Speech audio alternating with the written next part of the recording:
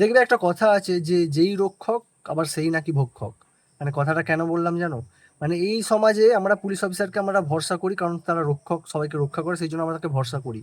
But সেই police অফিসারই যদি ভক্ষক হয়, কেন বললাম কথাটা? ঘটনাটাকে দেখো, তারপর আমি কিছু বলছি। মানে কলেজ ছাত্রী, ফার্স্ট ইয়ারের ছাত্রী, কলেজ ফেরত কম্পিউটার ক্লাস করে ফিরছিল বাড়িতে। তো পুলিশেরই একজন কনস্টেবল ওনার শ্লীলতা হানি করার, ওই বাচ্চা মেয়েটার শ্লীলতা হানি করার চেষ্টা করে। রাস্তার মাঝখানে অন্ধকারের মধ্যে সাইকেল নিয়ে মেয়েটা আসতেছিল বাড়ি, ফেরার পথে তার সঙ্গে অশ্লীল আচরণ করে, অসভ্য আচরণ করে। মেয়েটা চিৎকার করার পরেও ও ছেড়ে দিয়ে চলে যায়।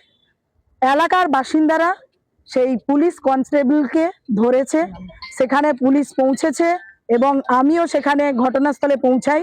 তো দেখতে পেলে ঘটনাটা, মানে একটা পুলিশ কনস্টেবল সে একটা কলেজ পড়ুয়ার শ্লীলতাহানি করার চেষ্টা করেছে।